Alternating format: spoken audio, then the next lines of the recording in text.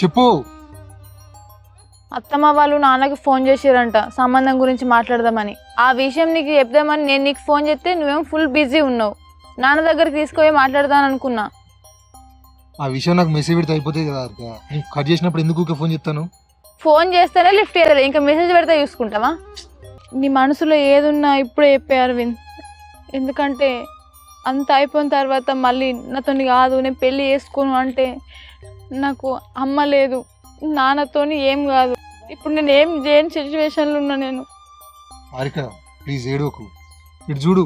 Sorry, నేను అట్లా మాట్లాడలేదు. సారీ. ఏడోకు. సరే చెప్పు, ఇప్పుడు ఏం చేయాలి? నీకు నిజంగా నన్ను చేసుకోవాలని ఉంటే ఇప్పుడు వచ్చి నాన్నతో మాట్లాడు నువ్వు. ఈరోజు కుదరదు హారిక. ఈరోజు మా మావయ్య వాళ్ళు వస్తారు. వాళ్ళకి మాకు ఇన్ని రోజు గొడవ లేదు. వాళ్ళు నేను ఇప్పుడే కలిసి ఉంటాను. తర్వాత ఎప్పుడైనా మాట్లాడదాం. మామయ్య వాళ్ళ? సరే అరవింద్, నాకు అర్థమవుతుంది నువ్వు ఎట్లా మాట్లాడుతున్నావో ఏంటనేది. నాకు అన్నీ అర్థమవుతున్నాయి. అయినా నేను ఇబ్బంది పెట్టడానికి ఇష్టం లేదు అరవింద్.